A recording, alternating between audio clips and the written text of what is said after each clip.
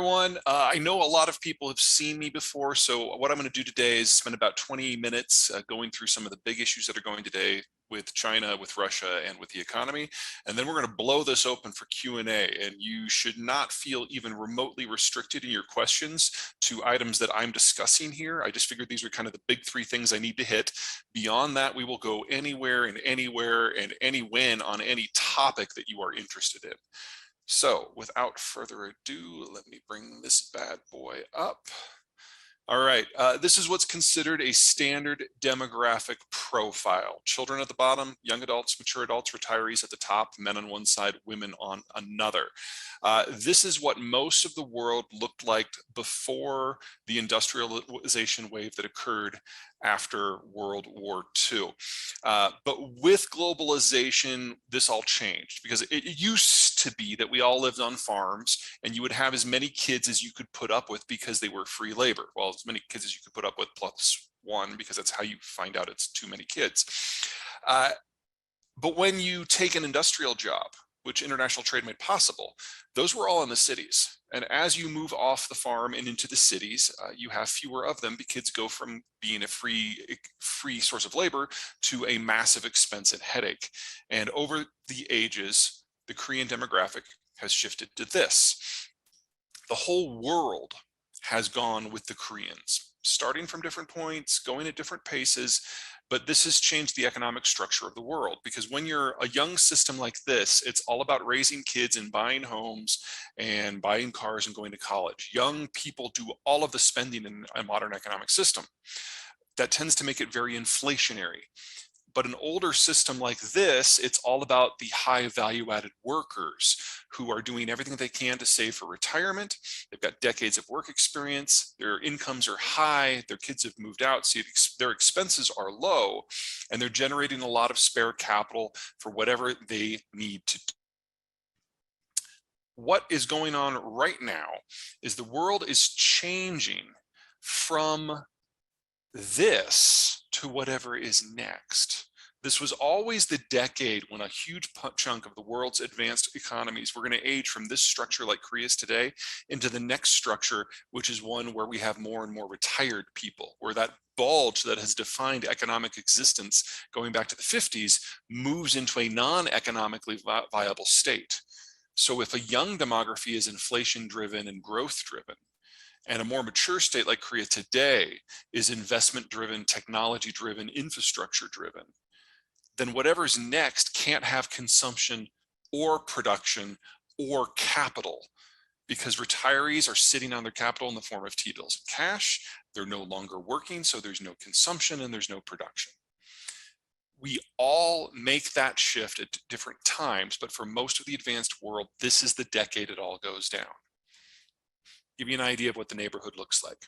Start with the United States. We've got the healthiest demographic structure in the world. That doesn't mean it's perfect. You can see the bulge of the baby boomers in their 60s, so we're going through the same aging process as everyone else, and digesting the boomers is going to be painful. But we also have the millennials down below, who are rounding out the labor force in a way that is allowing us to have a more inflation-driven system as opposed to deflation. You'll also notice that there's that big gap in the roughly 5 to 10-year-olds. That is a mix of two things, or three things. Number one, that's the Gen Xers kids. Small generation generates a small generation.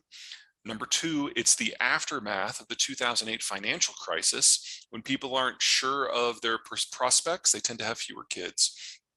And third, it's the millennials doing everything that everyone has ever done before them, just with a 6-year delay. And so that was kind of the bottoming out of the birth rate. You'll notice it's already coming back, and preliminary data for 2022 and 2023 looks very positive. So we are looking at that base widening out again. But these shifts, these ins and outs of the demographic structures, they're actually going to be the single biggest factor that is shaping the labor force, our capital markets, and our economic structure for the next 50 years.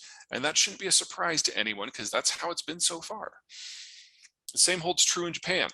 On the whole, demographics shape destiny. But here it's just that the birth rate has been so low for so long, they're well past the point of any sort of demographic regeneration. About all I can say that's positive for Japan is they've seen this coming and they've done some planning. Automation in life, not in manufacturing, in life, is more advanced in Japan than it is in any other places. They have robotic nurses, they've got hospital beds that turn patients. A lot of the stuff that doesn't require a lot of brains, but doesn't necessarily require eyes and hands, has been automated. And that's allowed Japan to age relatively gracefully. In addition, the Japanese, while they can't accept migrants because they have such a firm sense of culture, they have been able to expand spending on things like childcare and healthcare to encourage young families to have more children.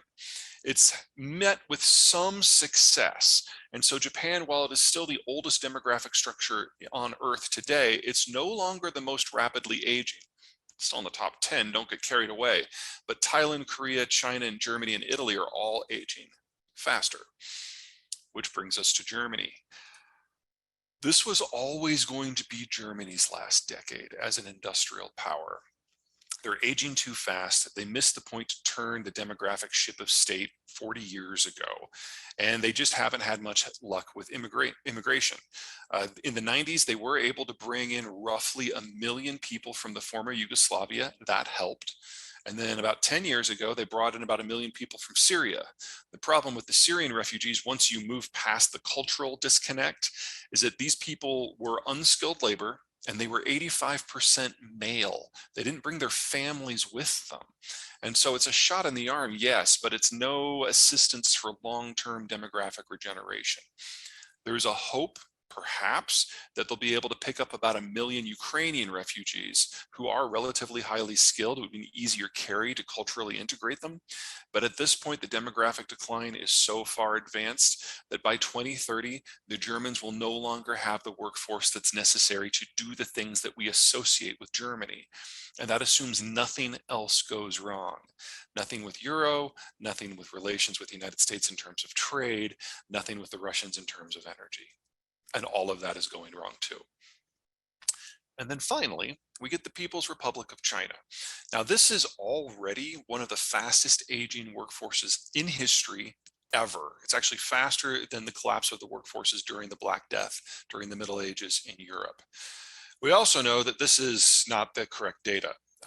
Only about 2-3 weeks ago, the Chinese released updated data that has since been incorporated into this graphic, showing that the birth rate has just collapsed. Since 2017, between 2017 and 2021, the birth rate dropped by 40%. And that's before you consider the anecdotals we have out of China of what went down with the COVID crash, suggesting that it's fallen even further.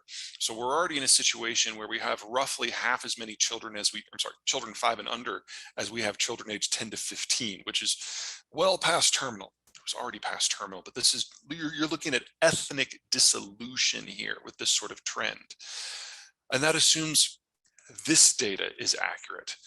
The Shanghai Academy of Sciences is publicly trying to stir up discussion about how, because of the one-child policy, people have been over-reporting births and under-reporting different statistics, especially when it comes to labor, in order to make the local provinces look better. And they estimate that the Chinese system actually has 100 million fewer children than the data officially suggests. That probably means that that big gouge in the lower chunk actually plays up higher within the demographic structure, and those yellow bars probably don't exist at all. This is not a country in demographic decay. This is a country in the advanced stages of demographic collapse. And we don't have an economic theory as a species for what might make this work. It's obvious from the data that the Chinese have shared that consumption-led growth will never happen in China again. They actually saw a collapse in things like car sales back before COVID. They've never rebounded. And now, with the piss poor recovery we've seen post-COVID in China, we now know that consumption is not part of the equation. This graphic indicates part of why.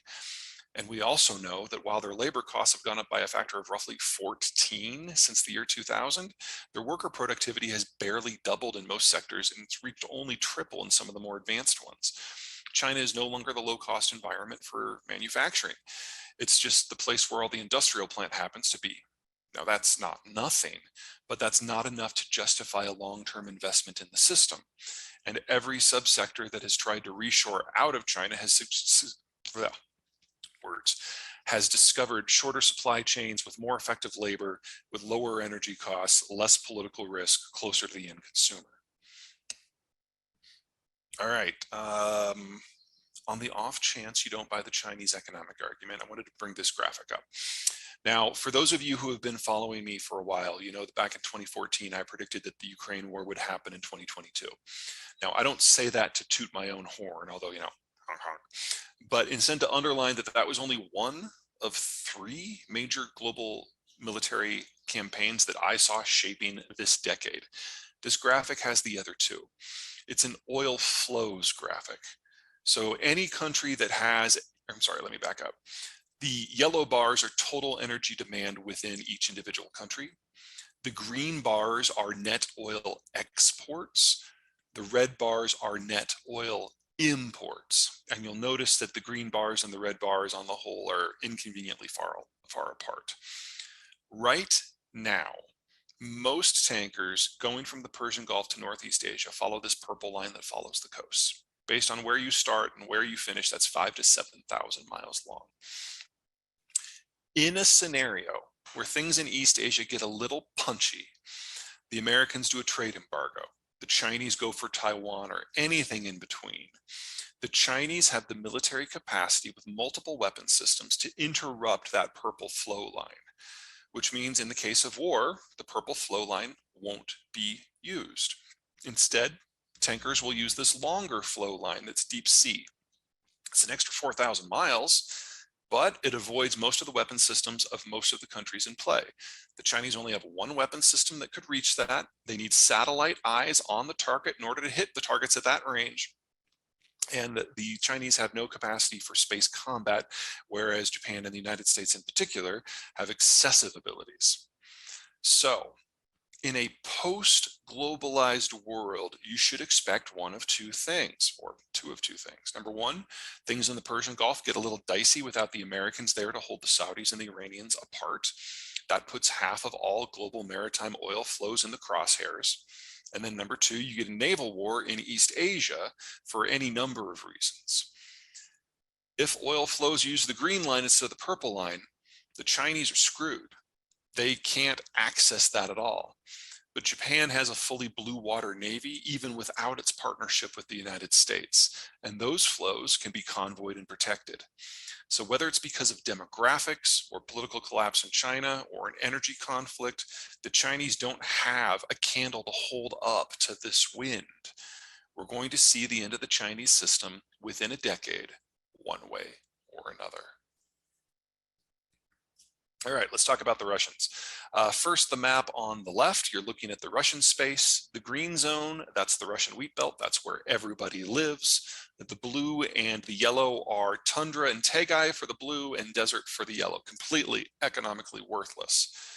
The problem the Russians have always had, however, is the beige. Territories that are flat, that are easy to invade through, but economically worthless. So there's no point in the Russians developing them. There's just too much territory for the Russians to guard. So the Russian strategy has always been to advance to a series of geographic barriers that you can't run a panzer division through, and then concentrate their relatively technologically inept forces in the access points between to prevent invasions from ever reaching in.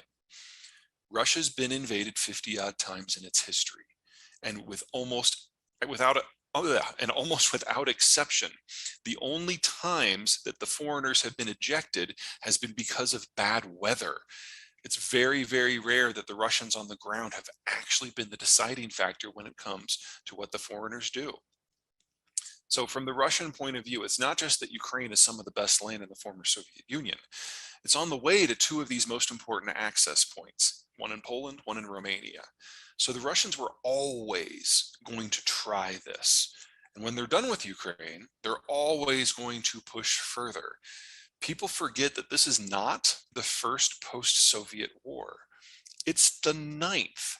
and all 9 of them were instigated by Moscow. This isn't Putin. This isn't Putin's current elite and cabal. This is Russian policy going back over 300 years. This war was always going to happen. And the demographic pyramid gives you an idea of why it had to happen about now. That big gouge in the 20-somethings, those are the children who were born in the post-Soviet collapse. That's the last generation of Russia. Now, if you look down into the red zone, like the teenagers, especially 5 to 15, it looks like it gets bigger. It does by the official data, but about 15 years ago, when this number started to boost out, that's when the Russians stopped reporting how they were collecting the data. And a lot of circumstantial evidence from within Russia suggests that they just stopped collecting the data altogether and just started making it up. And that made their birth rate look better. Well, you should probably consider that big gouge in the 20s to be not just the last accurate data, but that probably drops straight down, meaning that roughly a third of the children in Russia just don't exist.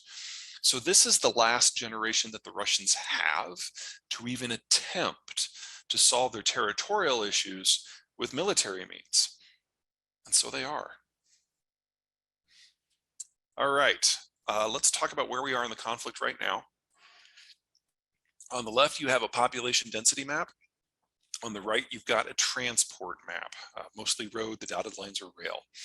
The areas that matter are actually not in Ukraine. This empty zone is the Arkansas Desert. It's about the size of Utah. Nobody lives there. There's no infrastructure there. Here's the problem the Russians have. This arc is populated Russia, and it allows access not just to eastern Ukraine, but all the way down into the northern Caucasus, which is a territory that is most assuredly not populated in a majority sense by Russians. This is the land of the Dagestanis, the Chechens, the Agayevs, and so on. You'll notice that for the most part, the infrastructure follows the population patterns as you'd expect. So Russian control of the northern Caucasus is predicated on the concept of Russian control of eastern Ukraine. There's only one transport route of size that is an exception to that. It's the blue M4 line that is highlighted on the infrastructure map. Now, the most important places in the war are these 2 population centers.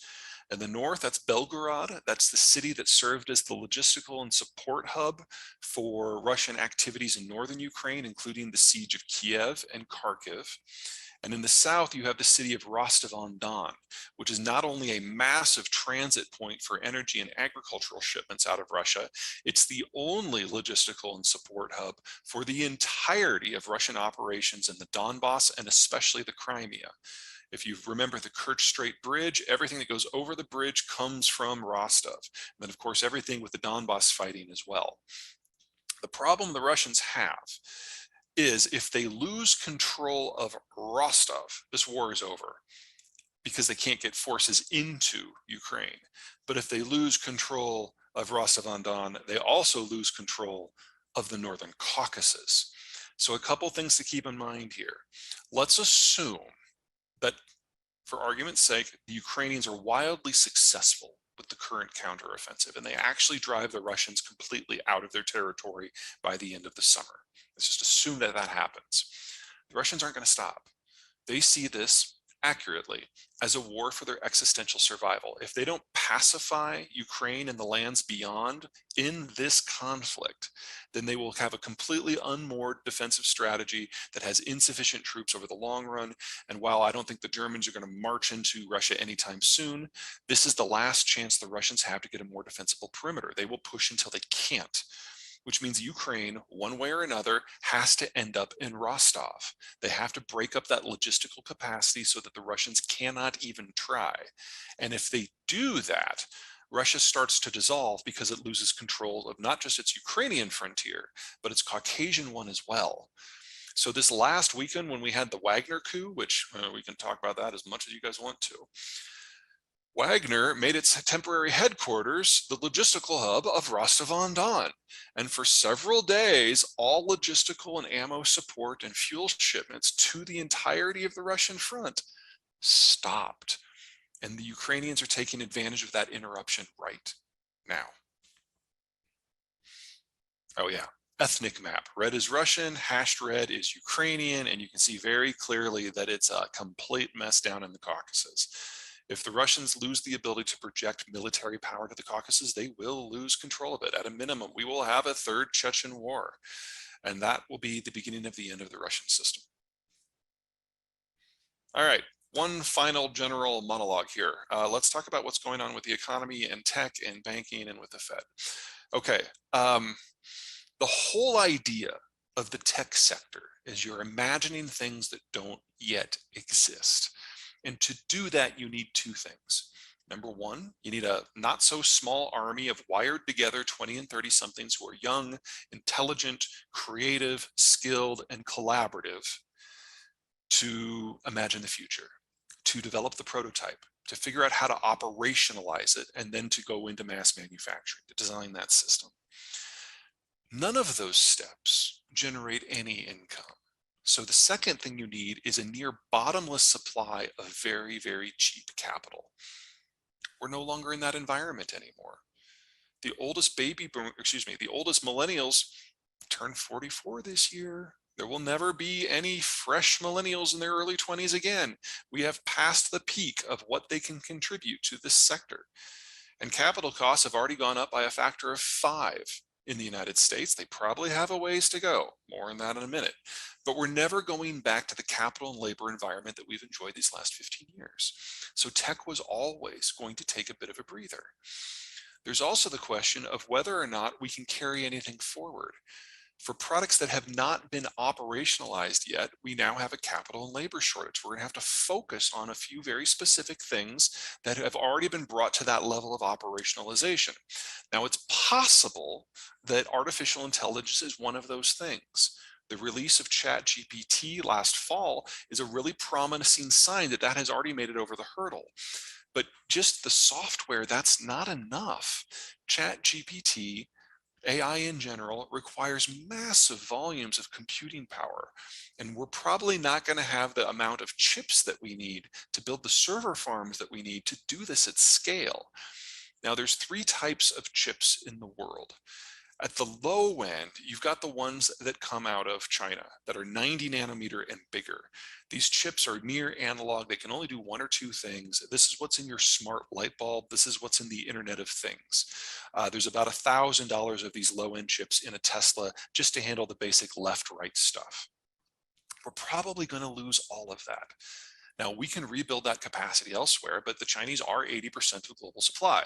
The other 20% comes out of Japan and the United States, and we don't have to reinvent anything here. We just have to build the fab facilities, but just means a minimum of 2 years. 4 is probably more realistic.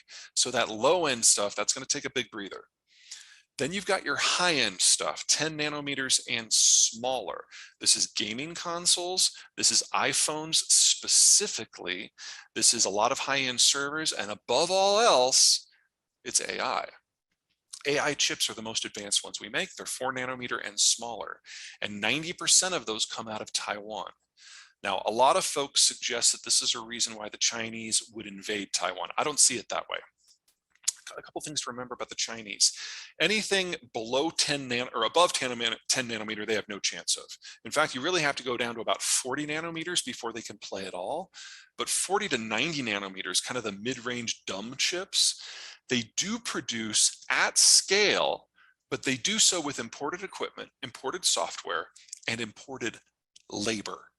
Now, I'm sure there is a diversity of opinions on this call about Joe Biden. I know I have at best mixed feelings myself, but one of the things the Biden administration did last last fall, is he told all Americans who were working in the Chinese chip sector, and most of the foreigners are Americans, that they now had to choose between their citizenship and their job. And within 24 hours, every American employed in the sector was either transferred abroad or quit. The Chinese tech rise is already over. They can't make the hardware that they need on the mid-level to do anything that they need, much less the high level. So if the Chinese were to conquer Taiwan tomorrow without firing a shot, it wouldn't matter at all because they wouldn't know how to operate the facilities. In fact, most of the designs come from the United States or Japan. So, those won't flow anyway. But even if they did, the Chinese wouldn't know how to operate these things because they can't operate most of their own without foreign help. Now, there's also an issue about what happens to the chip environment anyway. The 10 nanometer and smaller chips are made in Taiwan, yes, but they're not designed there, and the equipment doesn't come from there. There's a constellation of 9,000 companies around the world that allow us to make those high-end chips. Very few of them are in East Asia at all. But if anything happens to globalization, we lose part of that constellation. And of those 9,000 companies, roughly half of them only produce one product for one customer, and there is no global equivalent to the product that they make. If we lose them, we lose the capacity to make that piece of the puzzle. I'm not so much worried about Taiwan. I'm worried about places like Germany, which is where all the lenses for the lithography come from.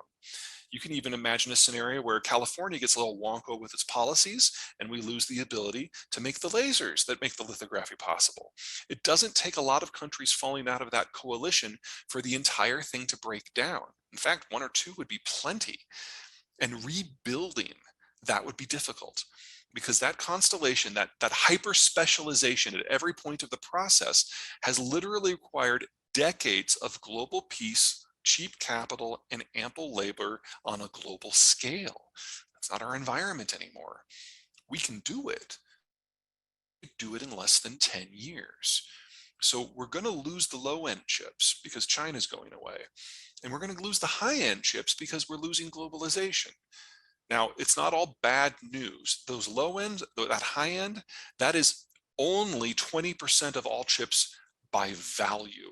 The middle 80%, everything from automotive to aerospace to most people's phones to power management, things at utilities, all of that stuff, that's in the middle. And there's more than one player. In addition to the Chinese, you've got the Americans, the Italians, the Germans, the Koreans, Taiwan again, and Japan. There's a redundant system for building this. There is no single point of failure. So if China falls off the map and globalization breaks, we will still have most of the chips that we need. What we will lose is the ability to digitize the low end. And what we will lose is the ability to push the frontier at a rapid pace. All things considered, with everything else going on in the world, that's a scenario I'm actually pretty positive on because it means we don't lose anything we have. The digitization we've done the last 15 years, most of that holds. There are exceptions, of course. I'd hate to be Tim Cook right now because he's going to lose his entire chip system. Okay, in this environment, globalization breaking down, demographic aging, changing the market rules, I am thrilled that we've only lost 4 banks. Moreover, the 4 banks that we've lost were non-standard. All of them were tech banks, and tech banks work differently. Throughout the rest of the system, people raise capital either by taking out loans or issuing stock. That's not how it works in Silicon Valley. Silicon Valley is primarily driven by venture capital, and you get your cash mostly in lump sums. So what the people who run the startups do is they take that lump sum, they park it in a bank, and then they just draw upon it as they need it for payroll and costs and resources and everything else. What happened with the 4 banks that went under is the depositors got spooked and they yanked their capital. Well, the banks had just basically put all of that capital into things like government debt, and they couldn't liquidate fast enough. And then when they did liquidate, they had no assets. So it was a very, very non-standard bank run. Normally what happens is you get loans that go bad for a bank, and then the bank runs out of operating capital and people pull their money out, you get a collapse. That hasn't happened anywhere. So to quintuple the cost of capital in the United States in under a year, the fastest increase in capital costs in American history, and only have 4 banks using a non-standard metric and business model, only have 4 go down, I feel pretty good about this. And I think the Fed does too. Now, when the Fed looks has done in order to rein in inflation, I think they're pretty pleased with themselves. We only really have 2 sectors in a lot of pressure. Housing, because it's driven by interest rates and mortgage rates, and tech, because it's risen by capital. But Tech was already on its way down because of the labor situation. And housing is an unfortunate side effect of what's going on, because we really do need several million more housing units. But ultimately, the Fed is not overly concerned about what it sees. I phrased that wrong. The Fed is very concerned about tech. They're even more concerned about housing, but they don't consider that the real problem. The real problem is demographics, because while the United States still has a positive demographic profile, most of the advanced world doesn't. And what is monetary policy? What are interest rates? Except a series of tools that are designed to regulate consumption. You want more consumption in order to get inflation up, you lower capital costs by lowering interest rates. You're concerned that inflation is running too fast, you raise interest rates to tamp down demand and get inflation under control. That's how it works. That's how it's always worked. Well, with Germany and Italy and China and Japan and Korea and the rest aging out, they will never have consumption-driven economic growth again. And so the Fed isn't so much worried about this economic cycle. The Fed is worried about the next one, when the United States, and to a lesser degree Mexico and Canada, are the only economies in the world that are capable of responding to monetary policy. The Fed isn't worried about this cycle, it's worried about the next one. Because if it knows that if it does not have enough dry powder to stimulate demand at the next time around, then that's it. The rest of the world will never recover, and the United States will at best fall into a Japanese-style malaise where economic growth is zero in a good year. So the Fed needs as much dry powder as it can possibly get. They're not going to stop before 6%. They would really like to reach 9, because they're worried about the monster that's chewing on the horizon. If they get this wrong, if they don't have enough tools, we will not see economic growth for at least a generation. And that is something that is a far worse situation than the inflation environment that we're seeing right now. Okay. Let's see, the QR code on the left that goes to the newsletter and video log, it is free. It will always be free, and I will never share your data with anyone. Now, if you happen to read or view something like, yeah, I would have paid for that, I suggest you kick a donation to the link on the right. MedShare is a charity that I am sponsoring right now. They provide medical assistance to communities who have lost the ability to look after themselves for reasons that are beyond their own control. So, for example, if the Russians are bombing your power grid, MedShare will step in to help hospitals with diesel generators. This link goes specifically to their Ukraine page. Okay, that is it for the opening comments. I went a lot longer than I thought I would. Apologies for that, but that still leaves us with plenty of time for you guys to grill me. So Vic, take it away. Great, thank you, Peter. Appreciate that overview, and we have already started getting people typing questions in. I'm going to get to those, but with respect to some of the topics you just covered, Peter, particularly with respect to Ukraine, it's been dragging on over a year now. I think everybody thought that Russia would run right over Ukraine. It hasn't happened. And the recent events in the Wagner Group this past weekend, and then this morning, 2 generals missing. One of them who has the nuclear suitcase and hasn't been seen now for a while. Both he and is it Sergei Sorokin. What is this telling us about what's going on with respect to Putin's control, and how is that going to impact the short-term and the long-term Ukrainian issues? All right, so the key thing to remember about Russia is not a normal nation state, it's a multi-ethnic empire. And the political system that evolves from that is nothing like what we're familiar with here in the United States when it comes to elections or accountability. I mean, our system is not perfect by any stretch of the imagination, but Russia really only has 2 options for ruling its territory. One is strict military dictatorship, like we saw under the Soviet Union. And the other one is the more czarist issue or style of balancing various forces. So for that to work, the czarist strategy, it is very dependent upon the personality and the mediation skills of the leader himself. Now, in the case of Putin, Putin comes from St. Petersburg, and the people who are ruling the country right now are his cadre back from when he was vice mayor in Petersburg back in the 90s. And in that era, what Putin discovered personally is that the most reliable tools in order to force the population to do what you want were organized crime, because you could call upon them to assassinate people who were problematic, to extort folks, to keep problems in line, to keep the foreigners at arm's length, all that good stuff. And so that entire constellation of people that he used in Petersburg are now the folks that are running Moscow. Now, there are other political and economic factions throughout the Russian Federation, a lot of them headquartered in Moscow, and they don't really overly care for this setup.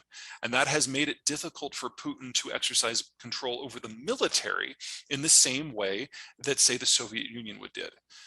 So what he did is the logical thing. He took one of his people from St. Petersburg, a guy by the name of Shoigu, and put it in charge of the overall national military. Shoigu is great at manipulating organized crime, and he's probably the most corrupt person alive on the planet right now.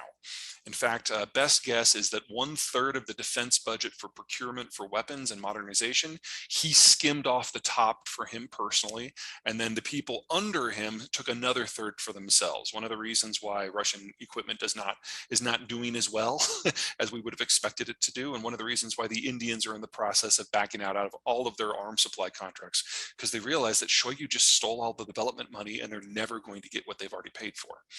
Okay, so you play that forward to today's environment.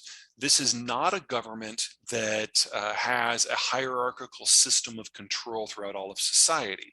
You've got a guy at the top who has established himself as the ultimate arbiter to negotiate among the factions.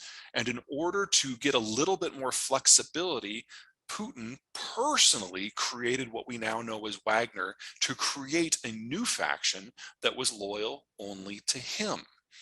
Well, like any other factional system, the factions rub up against each other. And in Ukraine, Wagner and the Ministry of Defense under Shoigu came into direct conflict. And so Prigozhin, who's the leader of Wagner, basically threw his coup in an attempt to force Putin to choose him over Shoigu, to elevate his faction and push down Shoigu's. What Prigozhin failed to account for is that Shoigu is not simply a crony of Putin. He's a really good friend.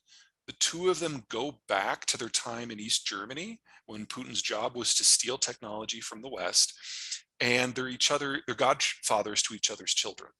So it was probably unwise of him to ever attempt this. And it's probably going to cost him his life before the end of the year. And we're already seeing a purge of the entire faction of Wagner. We confirmed that a number of the military leaders of Wagner at its various bases and operations around the world have already been detained, and in many cases already shipped back to Russia. We'll probably never hear from them again. Wagner itself is being dismantled. The people who are personally loyal to Prigozhin have already relocated to Belarus, but it's not enough to make it a functional military force, and the rest of it's either going to be disbanded and or folded back into the regular Russian military. So that faction is being completely folded up. But the important thing for the future of Russia is this. When Prigozhin made his play, not a single leader of any of the dozens of factions in Russia supported him. But when he made his run on Moscow, not a single Russian soldier stood against him. Putin is the manager at the top, but he commands nothing. And so we have gotten more insight into the real power dynamics of the Russian Federation in the last week than we got in the last 22 years. And it looks really, really bad, because it doesn't take much disruption, as we've just seen, for one faction to overturn everything that Putin has done in the last 20 years. So the question now is, what's the next shock? Because now all of the leaders of all of the other factions realize just how brittle the situation is. The last time this happened in Russian history, it was 1600. And the breakdown that happened as the factions fell into conflict and as the Tsar lost capacity, as the country fell apart, it lost over 1/3 of its population in 5 years from famine. And there's a foreign invasion that it saw the Poles occupy Moscow for a decade. They call it the time of troubles. I've always known that I was going to outlive the Russian Federation. It never occurred to me that could happen because the government would just fall apart. So here we are. All right. Thank you, Peter. So what's it look like if Russia, this war drags on? Does China continue to support it, encourage a peaceful resolution of it of some sort? And is that a resolution even possible if Ukraine's saying, well, yeah, any resolution involves you give back Ukraine? Yeah. And one of the questions somebody posed was, what about the warm water ports that Russia's releasing? Yeah, in the aftermath of the massacres in Izium, Kherson, and Bucha, the Ukrainians know exactly what's waiting for them if they lose, and so they will fight to the end because they don't have a choice. And they also know very, very clearly that if there is a ceasefire, the Russians will just use that as a period to rest and rearm and recruit, and then come at Ukraine again. So right now, there's no clear momentum on either side, but it's the best that the Ukrainians can. It's the best bad situation that the Ukrainians can hope for. They know that anything that results in less than the full ejection of Russian forces and the neutralization of Belgorod and Rostov-on-Don is one where they just face another war in a few more months. So the Ukrainians will not accept any sort of peace deal unless it's forced upon them by the countries that are supplying them with weapons. Oh, and a quick word on that. There's a lot of shit going on out there about how we don't know what's happening with the Russian weapons, or I'm sorry, with the Western weapons that are going to Ukraine. Two things. Number one, we know exactly what's happening. Call your congressman because we have full reports of every individual Javelin and Stinger. Video footage is required to give back as part of the accountability processes. So there's really nothing missing here. Hemia, if you're going to rob Western assistance, but you're going to go after the humanitarian aid. We haven't seen that happen at scale anywhere. So don't say you're asking a question. Don't say we don't know. We do know. All the data is there, and every congressperson has access to the full information.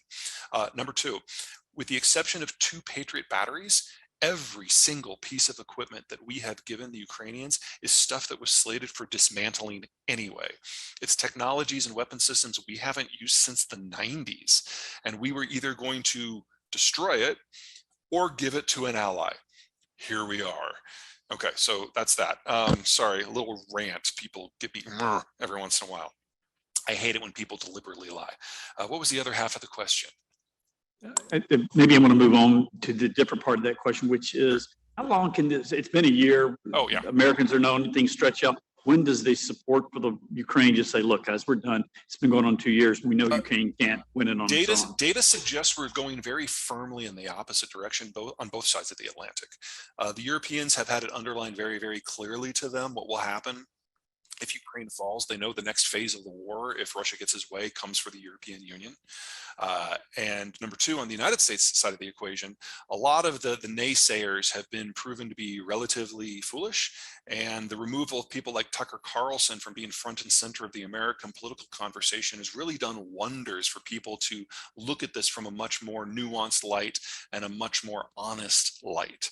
So the more recent polls suggest that support in the United States for Ukraine has risen by about 1/3 over the last 4 months, which is one of the sharpest political shifts we've seen in any question for the American citizenry in a very, very long time.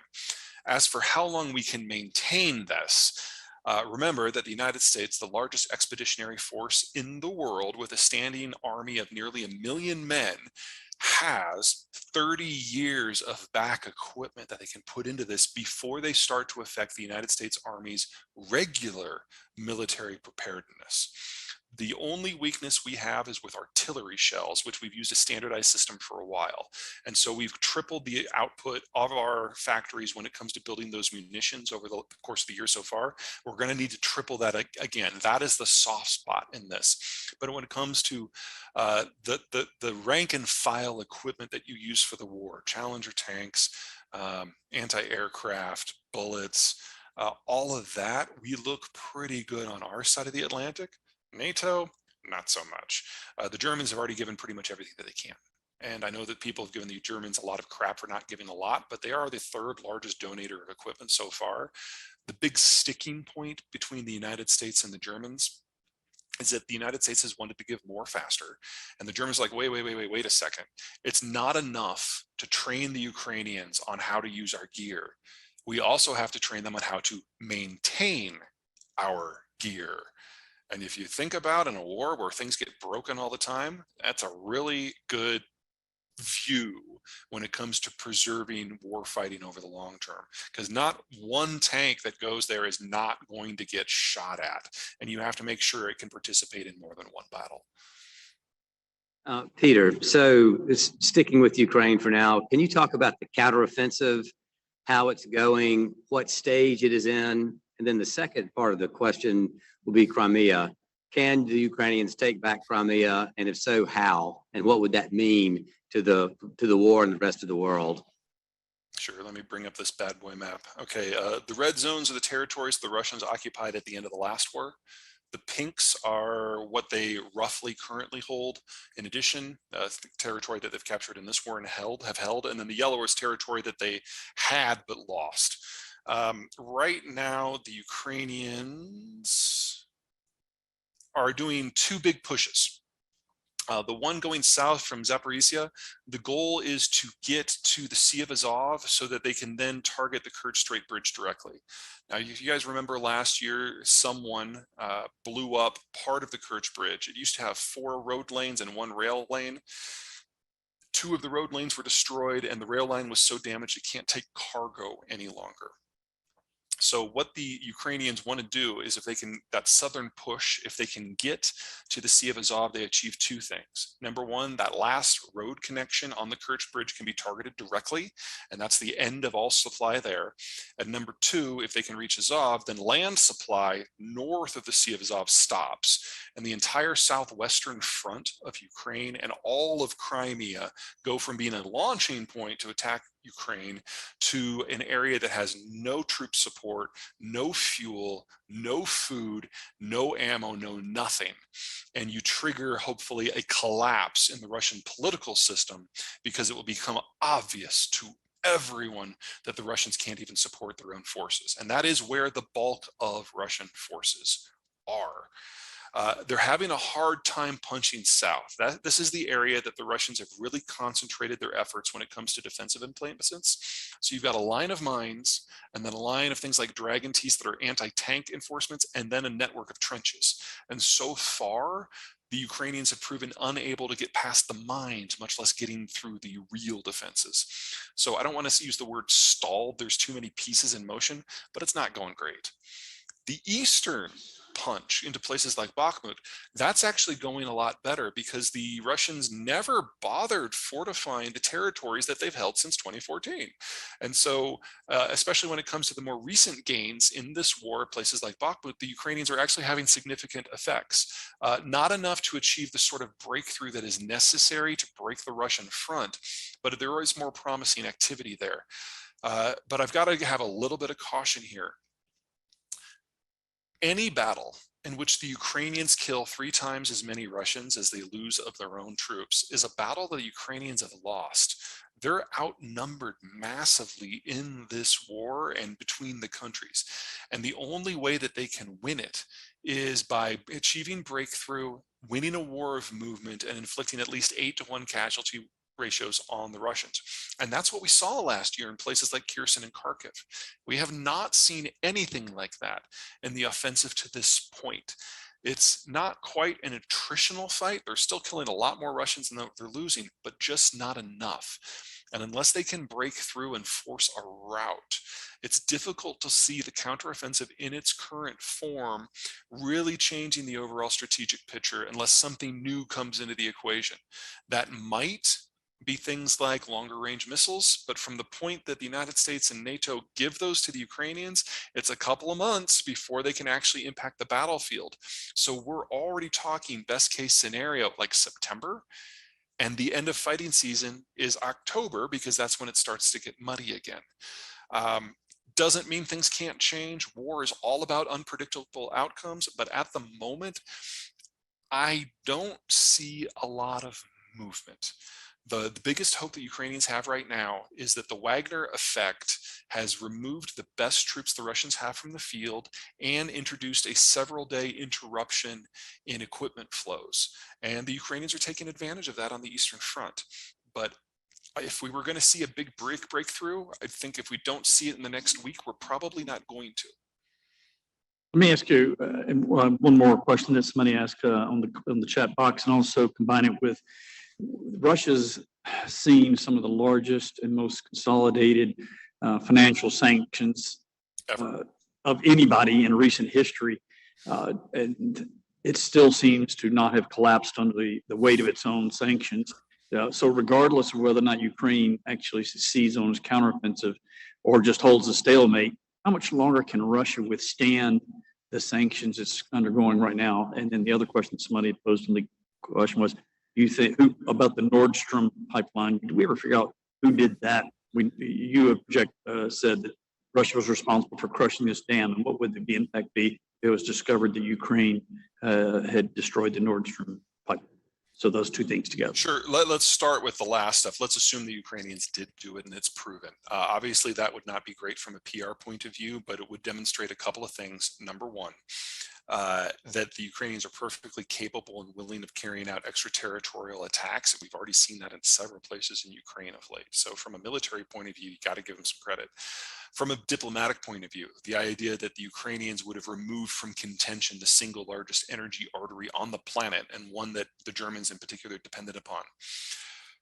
Something that we know is that the Swedes know who did this, but they have not said so out loud. Now, I've always thought, because it's the Swedes, that the reason they did this is because if you accuse the Russians publicly with proof of doing the attack, then everyone in Europe has to admit that the Russians have deliberately destroyed European energy infrastructure, and that means you have to cut off all ties overnight. And the Swedes want to make sure Europe has enough time to disengage itself from Russia so it doesn't cause a permanent depression. But let's say the Swedes know that it was the Ukrainians. Well, the Swedes have already told all their allies what they know. It's known at the top, and we haven't had to change a policy out of Europe. So if it was the Ukrainians, there's going to be a lot of uncomfortable conversations to be had publicly, but all of those conversations have already been had privately, and it didn't change the math of the war. In the aftermath of things like Izium and Bucha, we had a crystallization in Europe. Most European leaders have visited the killing fields of Bucha personally, including the Germans. And so the idea that economics can trump the war at this point, I think we've moved past that. Me personally, I still have no idea. It doesn't make sense for the Russians to have blown up their own pipeline, because that was their single largest energy link and their single largest leverage against the Germans early in the war. And it doesn't make sense for the Americans to have done it. Not that we lack the capability, and the Germans and the Russians had that too, but if you go back to September 1st of last year, that's when the Russians turned Nord Stream off. And they publicly told the Germans that you now have to choose. You can either have the energy from us and still be modern, but the cost of that is you have to stab Ukraine in the back. Or we just leave it off and you deindustrialize, which is something we're seeing right now. And people forget that the Germans chose to side with Ukraine. They chose to risk deindustrialization and the destruction of their social and economic model in order to remain Western. I don't think they get enough credit for that. And so from the American point of view, we were getting ready a really big hammer because we thought the Germans were going to go the other direction. When they didn't, we're like, oh, we'll just put that down. And then 2 weeks later, the pipeline was blown up.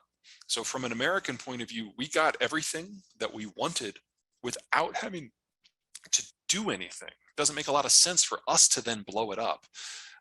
My personal theory, I think, and it holds up a little bit better, but it's just a theory, is that Russia's Gazprom did it. Now, Gazprom is Russia's natural gas monopoly.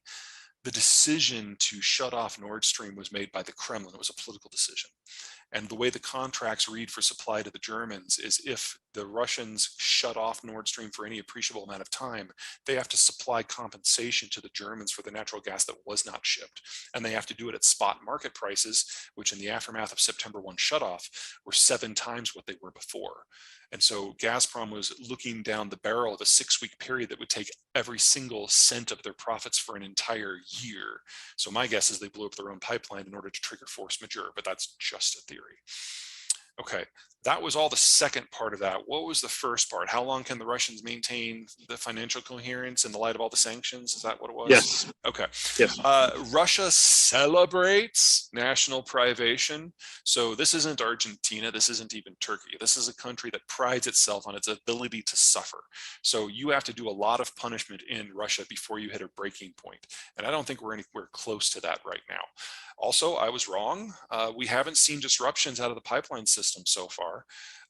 No one has blown up deliberately the pipelines that cross Ukraine. Oh, by the way, that's one reason why I don't think it was the Ukrainians that did it, because they have access to oil and natural gas pipelines that cross their country that are still operational that they haven't blown up. And we haven't had a problem with insurance yet.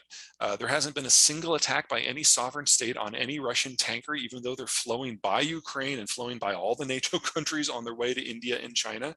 And Indian and Chinese insurance has stepped into the gap to ensure coverage for the shipments. We haven't had a single incident where any of that has been called into question yet, which honestly is really, really weird, because we normally have several incidents a year across the world where shipping insurance has to pay out. So all these replacement insurance systems haven't had to yet, which is just really strange. So I stand by the forecast that this stuff is still incredibly fragile, but I'm very surprised and have been wrong that it hasn't happened yet. But let me layer one more concern into that. Russia is still getting income from its energy exports, but you have to think about where the stuff is. This is a picture of central Siberia. It's permafrost. Now, in the south, I realize that this is a completely alien concept, so just bear with me a little bit. Permafrost is in a territory where it's so cold that the subsoil never thaws at all. So you go down somewhere between 5 and 30 feet and you hit a frozen layer, and ice doesn't drain. So in the summer, when things heat up, the top layer melts and you get these horizon spanning bogs. If you want to produce materials in this environment, what you do is you wait for the land to freeze, and then you bring out a large army of dump trucks filled with gravel, sand, and aggregate, and you build berm roads out to a production site, which are those roads that you see going off to the right. You then build a drill pad and drill in the frozen ground through the permafrost down to whatever the deposit is that you're after. This is the highest production cost and the highest maintenance cost for any energy production in the world. It's higher than it is for most deep water. Here's the problem. Permafrost isn't just difficult to develop and maintain, the landscape also shifts. So if you get a break, a fissure where the land can drain in those summer months, you get a slip like this. Or you can get a situation where it drains down instead of laterally and you get a sinkhole. And I put some people up there at the top so you can see the scale. Or you get a situation where you get a hotter melt one year and some of the permafrost actually does melt, not all the way down, but some of it. And in that scenario, you get trapped, rotted swamp vegetation that is very methane rich, and the methane gets released and you get a bubble that disrupts the landscape. Now, these things happen in Russia all the time, and they disrupt the berm roads and the pipelines. Here's the problem. The Russian educational system collapsed back in 1986. So the youngest suite of people who have the full suite of technical skills to do things like pipeline maintenance, they turned 60 this year. Most of the new oil and natural gas that has come out of Russia in the last 15 to 20 years the work hasn't been done by Russians. It's done by Westerners, and they're not doing it anymore. So even if the Ukrainians don't blow up infrastructure, even if there's no shipping or insurance issue, the maintenance question is going to kill pretty much all Russian permafrost production anyway. That's 2/3 of the total. It's just a question if it happens tomorrow or 10 years from now. And I don't have a prediction for that, because that's weather. That's not just geology, that's surface geology. But we know it's going to happen sooner or later, and we know the Russians lack the capacity to maintain this system without extensive outside help. But that doesn't mean it's going to happen tomorrow. Peter, that's a good segue probably into our next topic, which is oil in areas other than Russia. So could you talk about oil quantities, production in the Middle East, fracking in the United States, shale soils in Canada?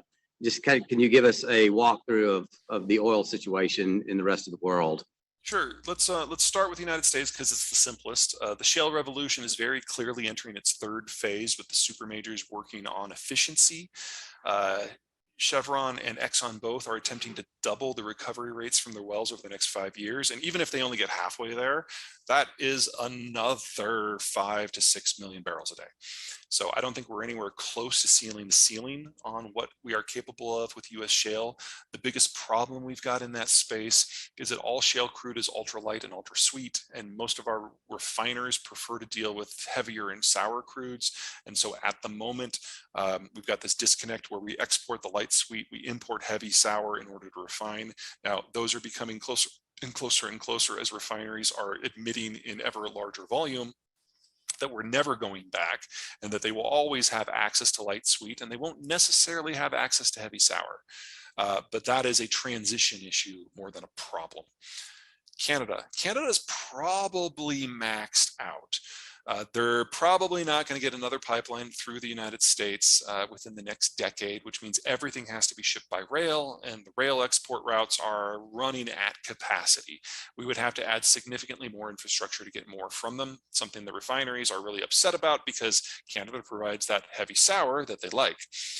The Canadians do have a pipeline that's supposed to come online next year called Trans Mountain that is supposed to export via the Pacific coast, but the British Columbia government and a number of NGOs and some First Nations are doing everything they can to make sure that that pipeline never operates. So I have very low confidence that we'll actually get there, which means that Alberta's probably producing about as much as they're ever going to. I think it's stable, but I don't think it's going to rise. As for the rest of the world, Venezuela has largely fallen off the map. Their exports are now down below 500,000 barrels a day. They've basically become a non-factor. The skill sets have atrophied. They haven't trained anyone new in the last 10 years. A lot of the skill set folks have left. And in fact, in order to pay its back debts to Russia's Lukoil, and Rosneft, they had to hand over control of Citgo, the American refining company. And the Americans basically had a very quiet conversation with Moscow, like, just so you know, you got two choices here. You can give that back or we'll take it. And so it was given back last week. So Citgo is back in American hands. The question is how to divvy up the shares among people who are owed money by either the Russians or Venezuelans. So we've actually had stealthily the largest nationalization in American post-World War II history, very much under the radar. Let's see, what else? African offshore looks, sorry? What about refineries? Are we building refineries in the United States? And if not, why? We're building a couple small new ones, but what's really happening is the existing footprint of the existing refinery stock is all being expanded.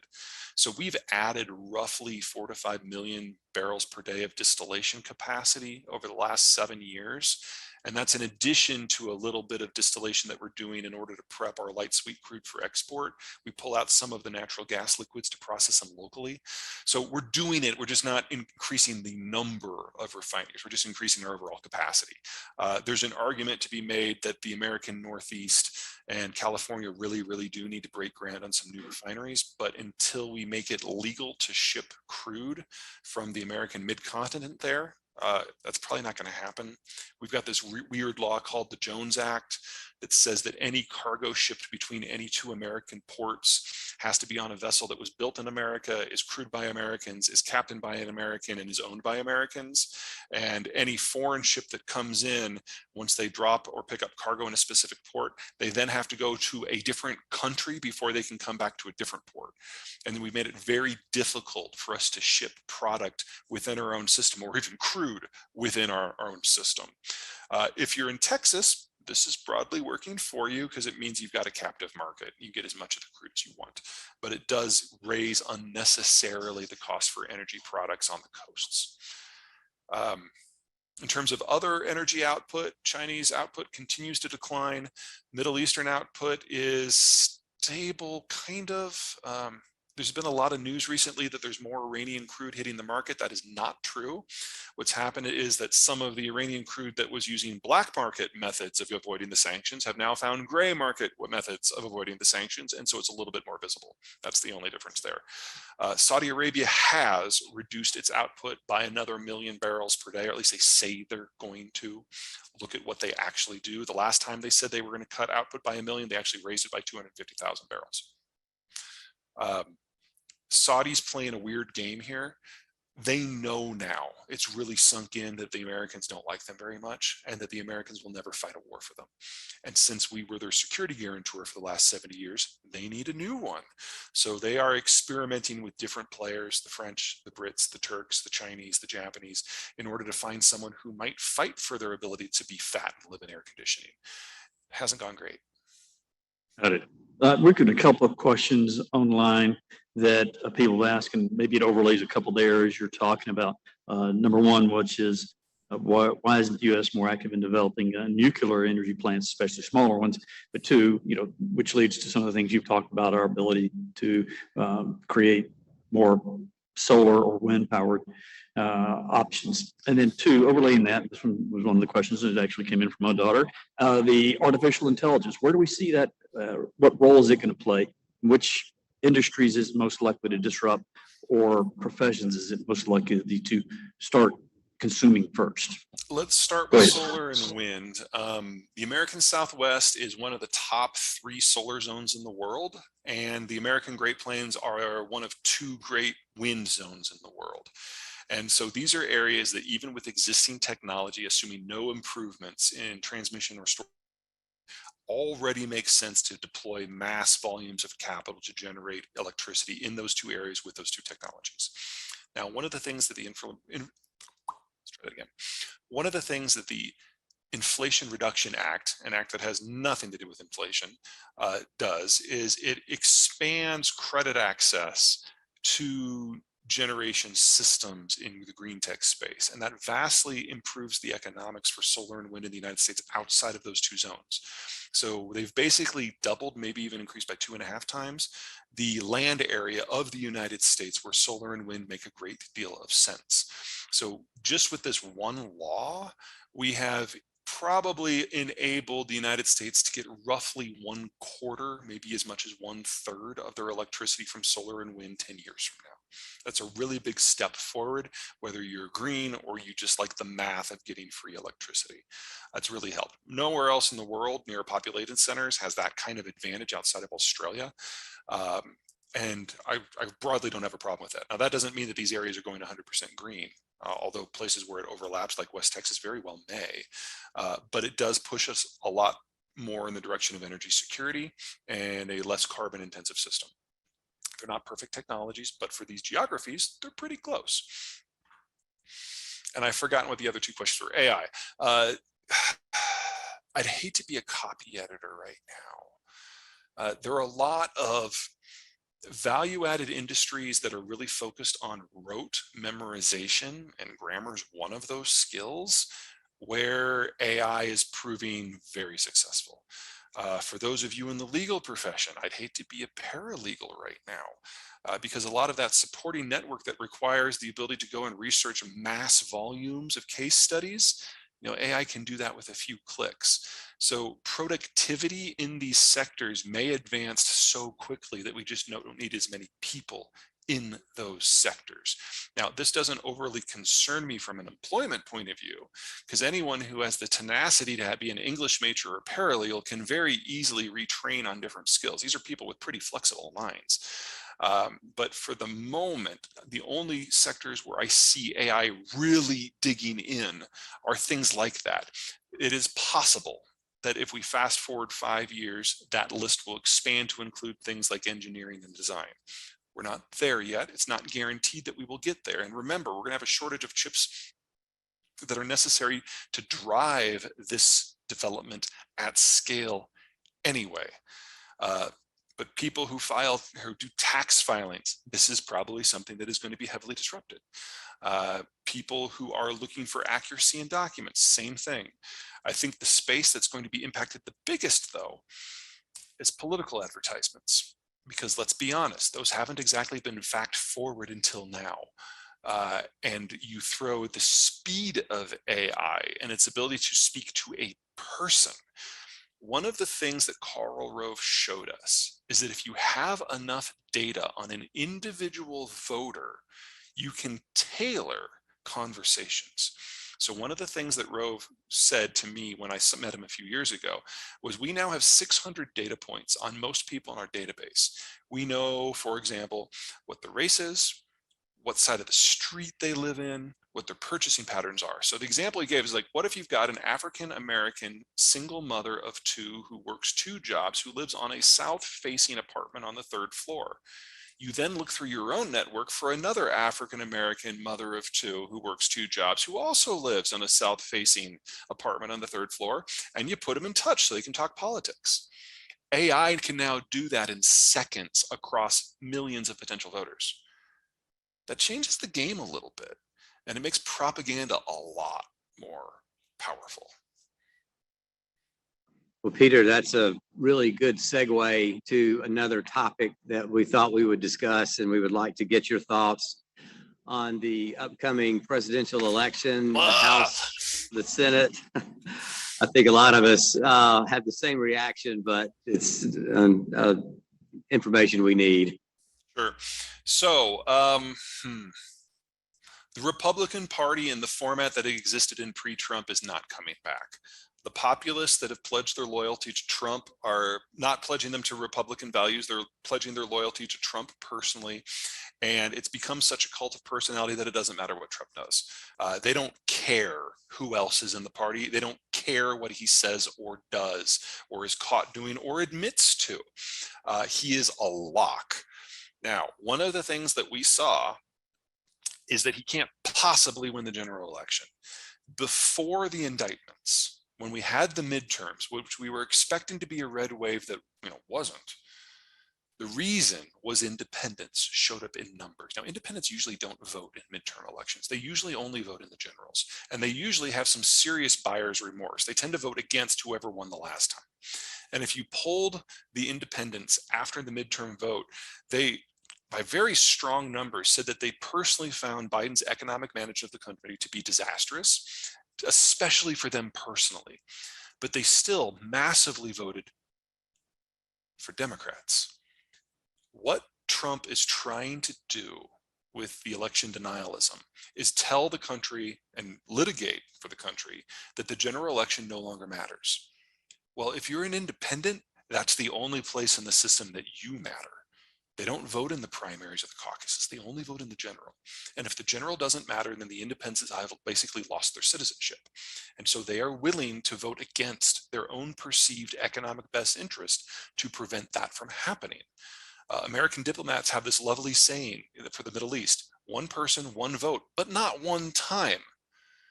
And that's basically what Trump is pushing for. To overturn the electoral system so that he or people that he appoints can rule forever. And for independents, that's a non-starter. And so they have turned very, very firmly against him. Well, if you look at the spread of the vote, both when Trump ran against Hillary Clinton, as well as when he ran against Joe Biden, in all but 5 states that he won by a margin that was smaller than the independent vote. If independents were willing to show up and vote in midterms, you bet their ass they're going to show up in the general election, and they will hold their nose and they will vote for Joe Biden. And that means that we are looking at a wipeout of Republicans at the national level, at least on par to what we saw in 1984. Of course, Trump will scream from the rooftops that it was all rigged, but independents don't buy it. And that's all that really matters in this election. We've identified the demographic on which this is going to turn, and they've already made their views known. So all Biden has to do to walk away with this is not die, and it's his. Let's go to a couple of quick questions that we have, because we're quickly running out of time. So I'm just going to, they may be in no particular order, but a couple of people ask because they follow you online. Number one, as quickly as you can get through it, what do you perceive as Tucker Carlson's motivation or purpose for being so pro-Putin? I don't know. Everyone including people at Fox, keep coming with me with theories, and then I investigate them and they don't pan out. I just don't know. I just know that his post-Fox presentations, anything that involves Biden or Ukraine, the syntax, in many cases, the specific grammar choices, show somebody who speaks English as a second language. They're very Slavic. And if you look at what's happened in Russian propaganda, and the same hour that he posts his stuff, it's the same exact material. So the link there is very firm, it's very strong, but I don't understand his motivation. Got it. CNN briefly suggested that the Biden administration might remove tariffs on China goods as a means of battling inflation. What do you think about that? I think that conversation has already been had and discounted out, of course. Biden, one of the things that he's doing right now is he's trying to recoup Democratic support for the union movement. The IRA was very big in that. Remember that during the Trump administration, Trump was very, very successful at courting the union vote. And the majority of union members did vote for Trump in round 2. And so Biden now is trying to pull those guys back into the Democratic coalition, and doing anything that loosens the tariffs in any meaningful way with China would be working the other direction. So there is a case to be made that the tariffs are unnecessarily inflationary.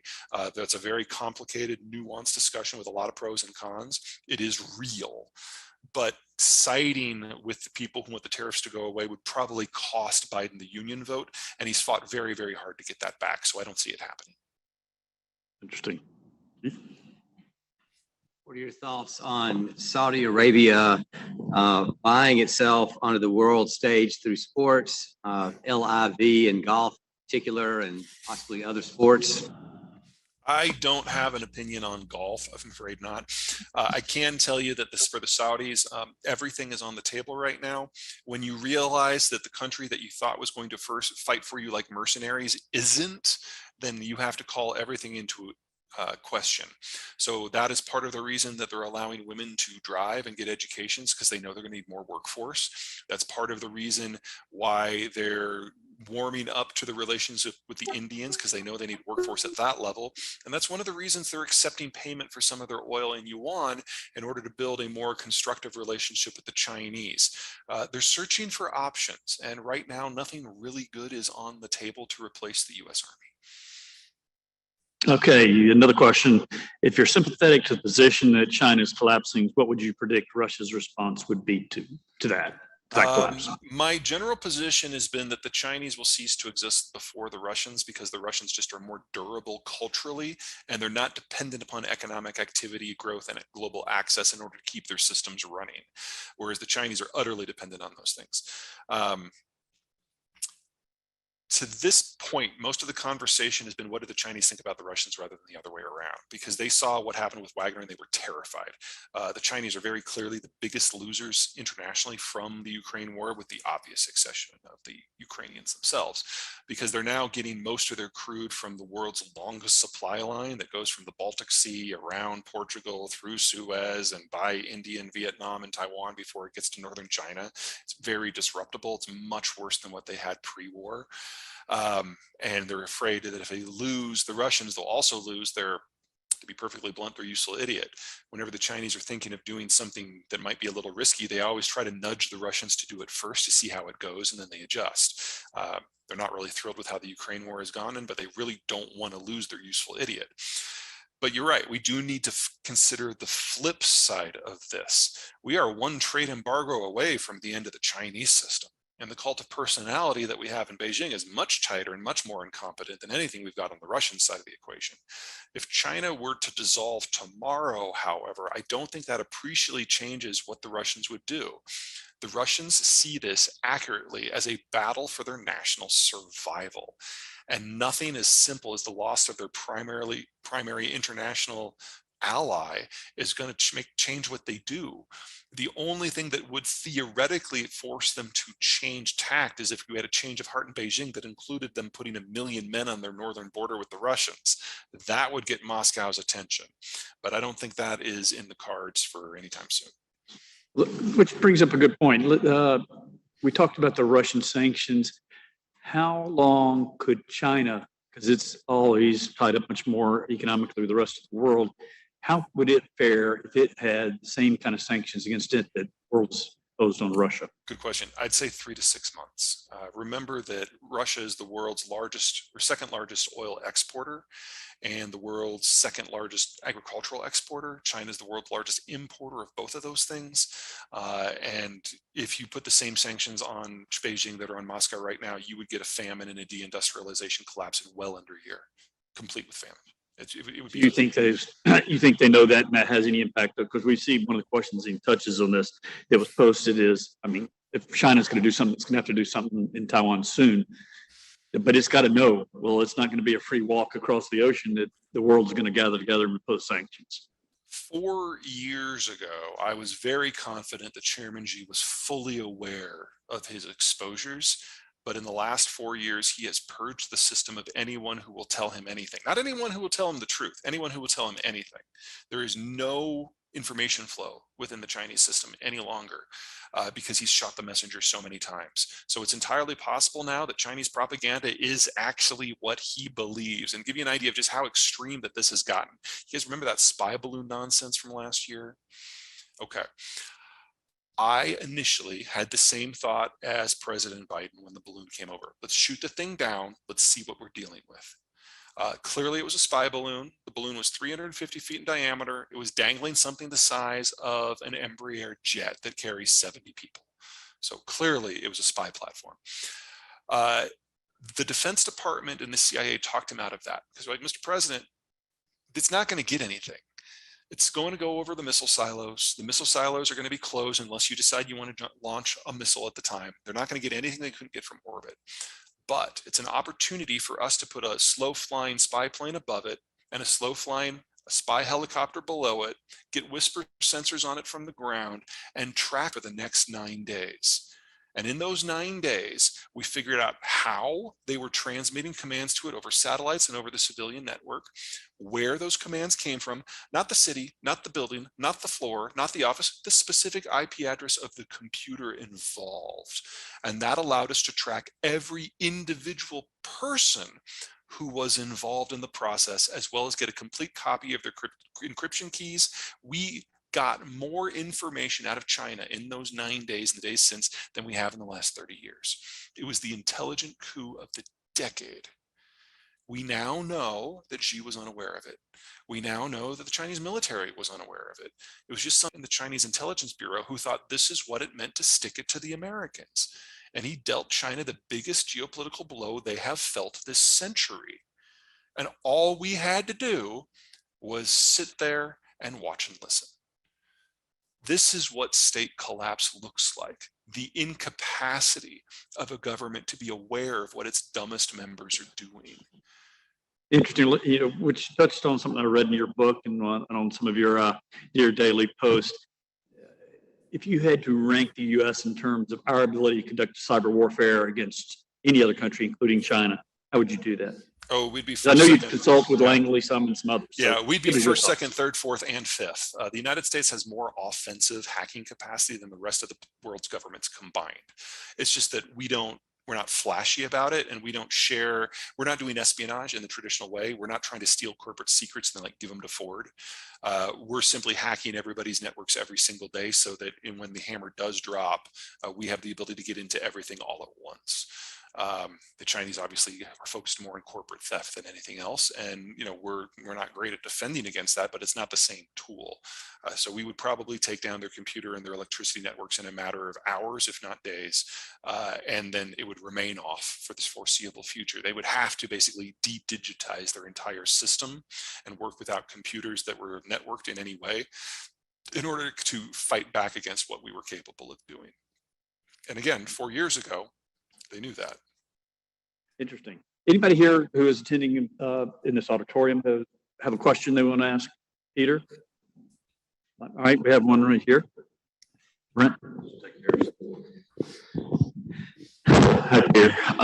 So the first time that you came to Burn Foreman and spoke to us, I don't remember how many years ago that was. Toward the end, I asked you from a domestic standpoint what you saw as sort of the biggest or one of the biggest existential threats to the continuation of our government and our system and all of that here.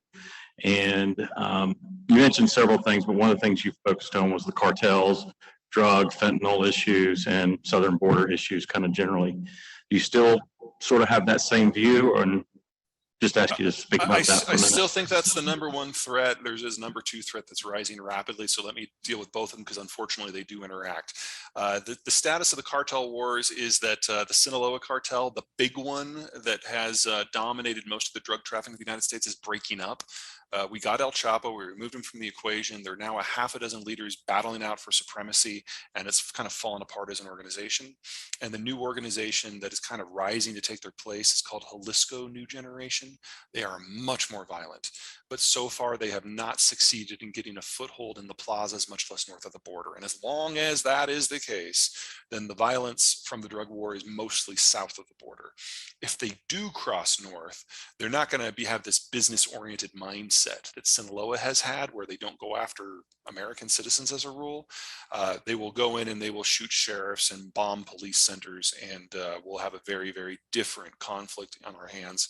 And we will almost overnight think of things like trade in Mexico in a very different light. Hasn't happened, doesn't mean it will happen, but that is my concern. The second thing that I'm really concerned about is the existence of Donald Trump in this presidential election at all. He has a lot of ethical baggage. He's already been voted out once. He's now campaigning under indictment, and a plurality of the people who identify themselves as Republican will follow him to the end. And as long as that is the case, the Republican Party is no longer the party of math and maps and business and national security and rule of law. And that is a loss. I have always considered the Republicans to be the adults in the room, and now they're being just as ignorant as stupid as the far left has always been. And that has changed the nature of the political conversation. And it means that the other factlessness that we're used to seeing out of the more socialist wing of the Democratic Party has now come for the single largest wing of the Republican Party. And that makes it very difficult to have a political conversation in this country.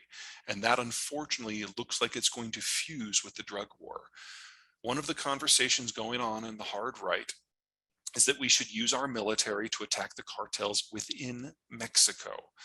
Let me start by saying that if we could drop a 500-pound bomb on something in Mexico to end the drug war, we would have done that 40 years ago. It's a much bigger problem than that. And even if we succeed in taking out all of the leadership of all of the cartels, that doesn't change the nature of the drug war. It just makes it more violent as different factions fight for dominance. Keep in mind that these are not terrorists.